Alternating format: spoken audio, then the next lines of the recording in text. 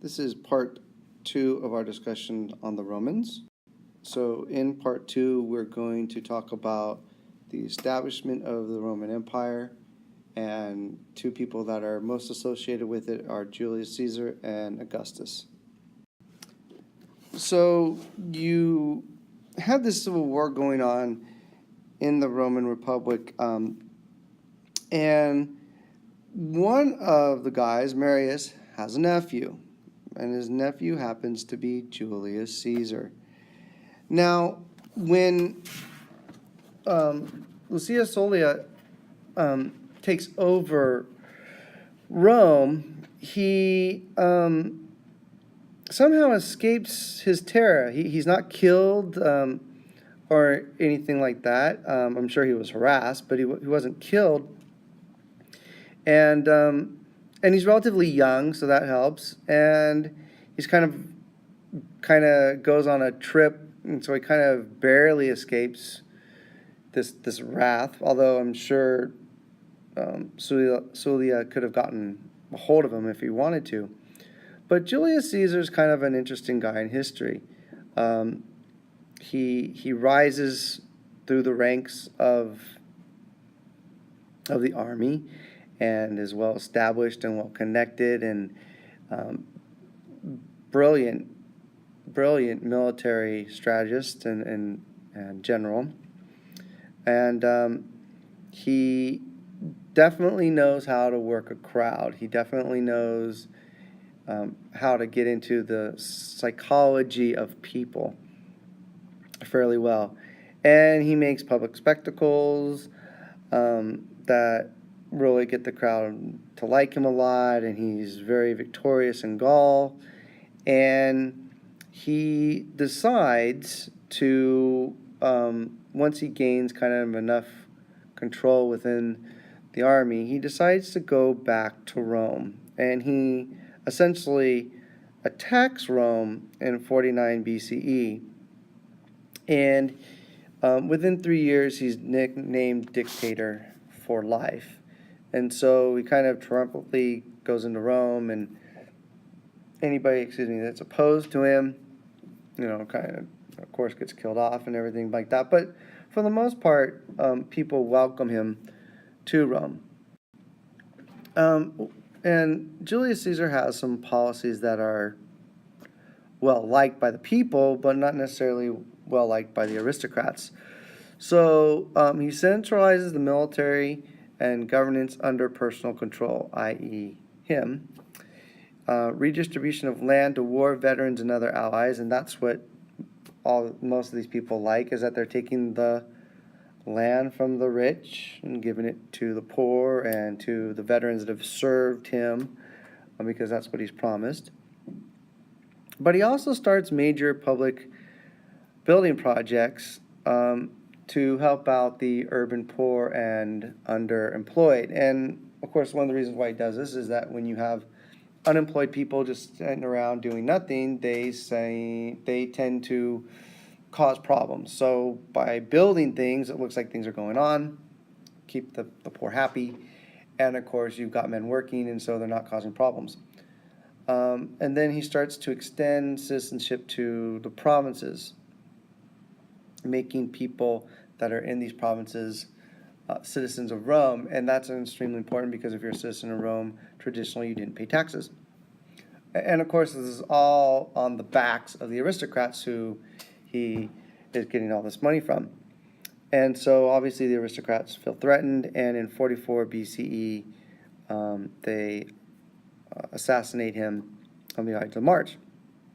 Now, when this occurs, for a while, you have a power vacuum within Rome and the Roman Republic / Empire. And but eventually, Julius Caesar's great nephew, Octavian, takes over. Now, Octavian's not alone, though. Okay, there's a couple other guys that form like a three-way control of things that are going on during this time period. And one of those guys that he has to fight control with is a guy by the name of Mark Antony. And this is where the love story between Mark Antony and Cleopatra comes into play. But eventually Mark Antony and Cleopatra are disposed of, and Octavian takes the title of Augustus in 27 BCE. And so from this moment on, you can really say that the Roman Republic dies and the Roman Empire begins. Okay, so this is pretty much the transition period between the two. So Augustus, it's essentially a monarchy disguised as a republic. He calls himself, I think, the first among the many or something like that. But essentially, he's a monarch, and he kind of makes it look like there's still a republic around by having these senators and these representatives, but he continues to increase and centralize political and military power for himself.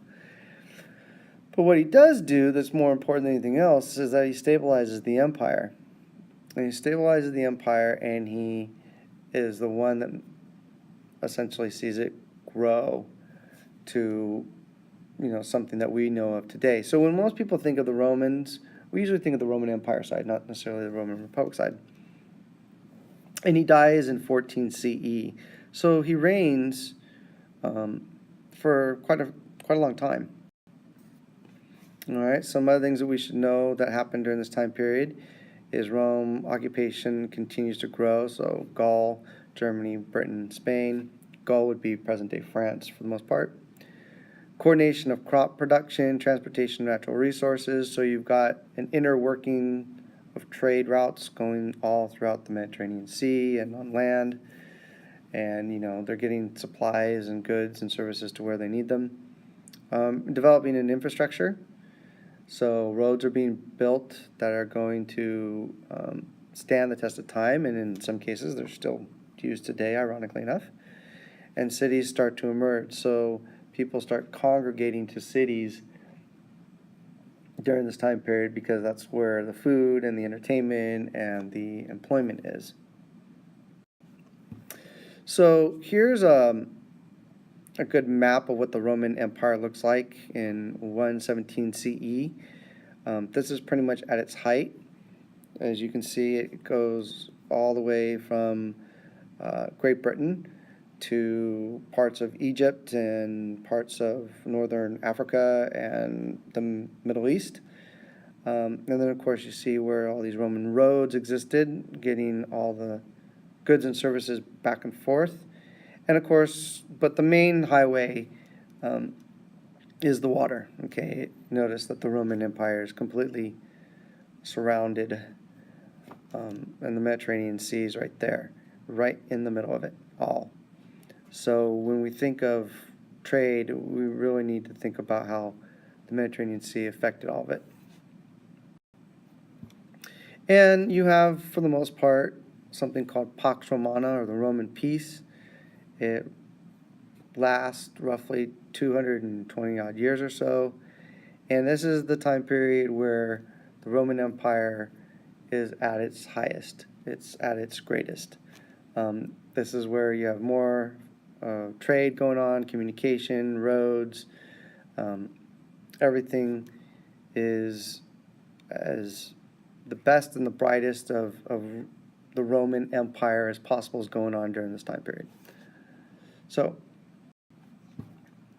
last but not least, we should mention that you have something called the 12 Tables established in 450 BCE, and Roman law is just going to build on to that throughout this time period. They're adapting to a diverse population. You're innocent until proven guilty. You have the right to challenge your accusers in court. Now, this isn't per se for everybody. I mean, obviously it doesn't apply to slaves, or in some cases it doesn't apply to the lowly classes, but you do have some sort of law being established during this time period, which will continue on to other countries, including our own, and it'll kind of go down through history as a milestone when it comes to law and governing. So, all right, so there's part 2. Next, in part 3, we're going to talk about society. Thanks for listening.